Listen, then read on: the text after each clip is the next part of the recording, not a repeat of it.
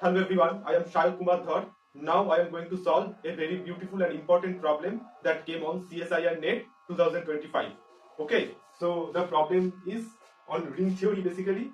So it is telling that which of the following is true and four options are given. I have to find out which one is true. Okay, then just look at the first option. What the first option is telling? The ideal 2zi is maximal in zi. Okay, so I can discard it in two ways. I am telling you both of the ways. Okay, first of all, look at this one. If you take 1 plus I and 1 minus I, if you multiply them, what will it be? It will be 1 square minus I square. It means 1 plus 1 equals to 2. Okay, and this 2 belongs to zi. This 2 belongs to zi. Fine. But none of the 1 plus I and 1 minus I, it is 1 plus I doesn't belongs to zi, and 1 minus I also doesn't belongs to zi. Then what does it mean? It means that I am taking two elements. This is 1 plus I and 1 minus I. Both belongs to zi. Okay, and its product is an element which belongs to this ideal. Okay, which belongs to this ideal. But none of the elements that doesn't belongs to this ideal. It means 2zi is not prime ideal. Okay. Now zi is a CRU. It is commutative ring with unity.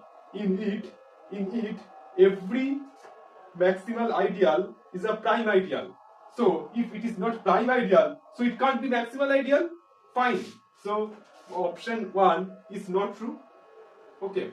You can do it in another way, like this. I am telling you this way also. This is a ideal in zi. Okay. So you can write it in this manner: zi by 2zi. Okay, what is this? This is basically zi by 2, is it not? And it is isomorphic to z2i, and this z2i is not integral domain, not ID integral domain. So if it is not an integral domain, then it can't be a prime ideal, because zi is a commutative ring with unity, and it is an ideal of zi, and its quotient ring is not an integral domain. That's why this ideal is not prime ideal at all. So if it is not prime ideal, so it can't be maximal ideal. Fine. So I can do it in this manner also. You tell me why this is not integral domain. I will tell you the reason at the end. So obviously continue to watch the video till the end, and please subscribe, like, share and comment. For the second one, it has been told that the ideal, this one is a maximal ideal in CXY. Okay. So now also look at this. It has been told this one. Okay.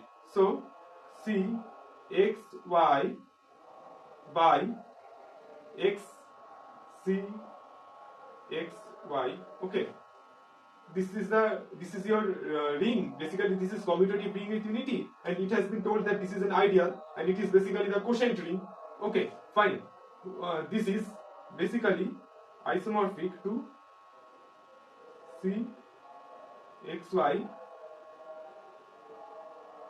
by the ideal generated by X. Okay, because what is this? This is basically the thing such that basically alpha into X, such that alpha belongs to CXY. This is the thing. That means CXY. It means CXY, na?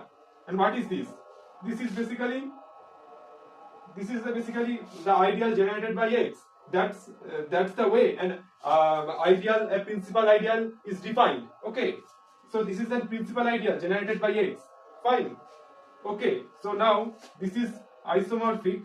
This is isomorphic to C. Okay, this is complex. Fine. This is not any arbitrary. See, this is complex number. So this is isomorphic to Cy, and this thing is not field. Okay, mind it. For any field R of X, it means its polynomial ring is not field. For any field R, its polynomial ring is not field at all. C is field, but Cy is not field at all. Okay, so this is not field. Because of this is not field, so it can't be maximal ideal. Okay, because it is a commutative ring with unity. Clear? So now I am going to the option 3. I am going to option 3. Okay, before going to option 3, I am going to option 4. Okay, it has been said that the ideal, this one is a maximal ideal in Z root 2. Okay, fine. Now look at this one. Root 2 minus 1. Okay, this belongs to Z root 2. Okay, fine. Now root 2, look at this, root 2 minus 1 into root 2 plus 1 equals to 2 minus 1 equals to 1. What does it mean? It means this root 2 minus 1, this belongs to Z root 2.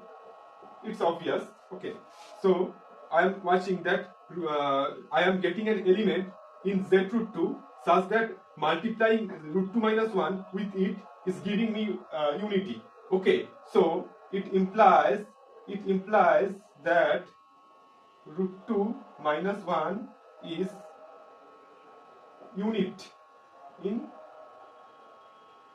Z. I can write it like it is unit in root 2 minus 1 into Z root 2. Clear? It is a unit element in there. Now, who's tell me that can any maximal ideal contain unit? The answer is big no. Any maximal ideal can't contain any unit element, because if it contains unit element, then it must contain the unity, and if it contains unity, then it will engulf the whole ring. It means it will engulf the whole Z root 2, but the whole ring can't be maximal ideal. Okay, so that's because maximal ideal is always a proper ideal.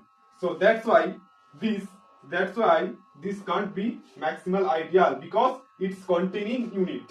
Okay, now I am going to the third one. It is also false. It's also not true. Okay, now I am going to the third element. In the exam time, you can easily make it correct, because all rest of the three are incorrect, so it must be correct. But I am proving you that. Okay, it has been said that the set of all polynomials in Cx whose coefficients add up to 0 is a maximal ideal.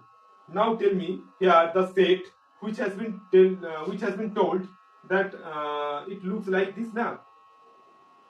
I is the ideal such that fx belongs to Cx such that f of 1 equals to 0.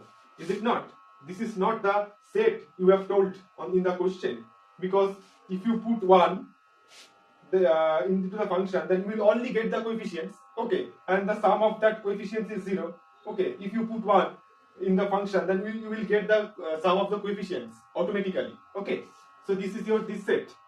Now you tell me that this is clearly ideal. This is clearly ideal. You can check it out. This is an ideal. Okay. Now I have to show that it is a maximal ideal in Cx. Okay. Now look at this first. Okay. Now I am defining a function phi from Cx to C by phi of, here all elements are polynomials, so phi of f of x equals to f of 1.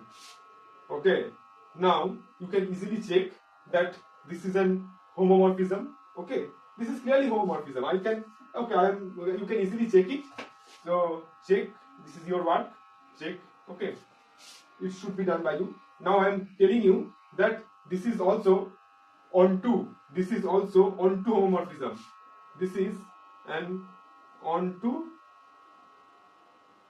homomorphism. Okay, for the homomorphism you check it, and I am onto, because for any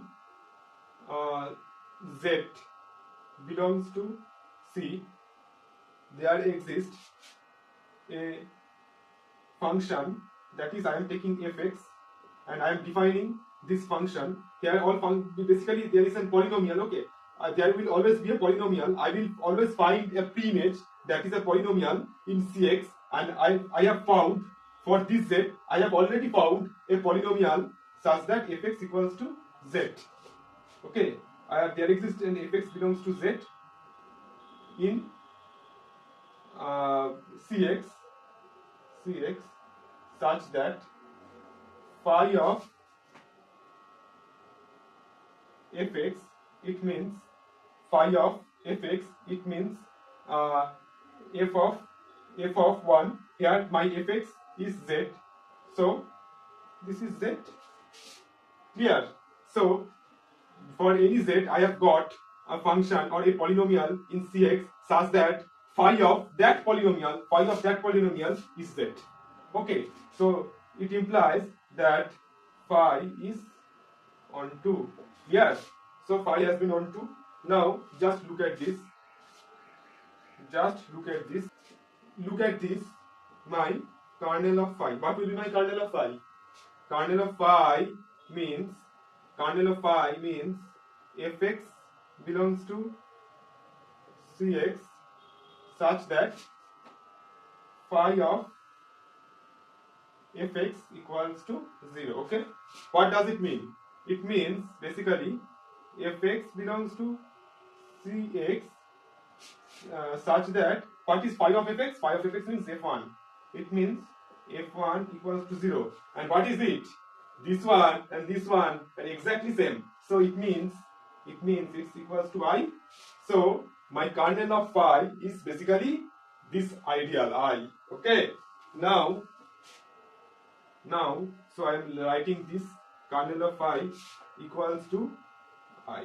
Now what the first isomorphism theorem tells?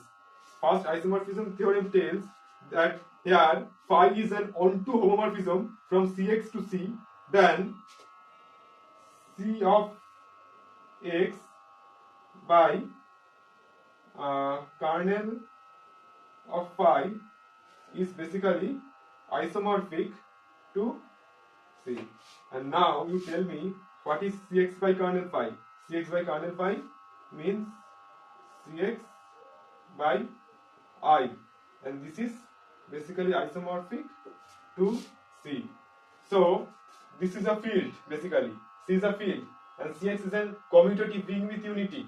Clear? So this ideal must be maximal ideal, is it not? So this is a maximal ideal, and what is my I? I is this. This is the set that has been defined. So this is a maximal ideal at all. Okay, so it has been proved that this set is a maximal ideal. Done. And at last but not least, I haven't forgotten, that is, I have to say why z to I is not integral domain. How can you check? And Zni is ID or not ID? How can you check? Okay, you can easily check. Zni is ID if and only if it is ID if and only if n congruent to 3 mod 4. Okay, you can check it by this. If this n congruent to 3 mod 4, then Zni is integral domain, and this is an if and only if condition. Only for those n that satisfies this condition will be the integral domain. Okay, so it is like this. So to watch more videos like this, to watch more more information. So to watch more videos like this and to get more important informations, do subscribe, stay tuned, please like, share and comment. Thank you.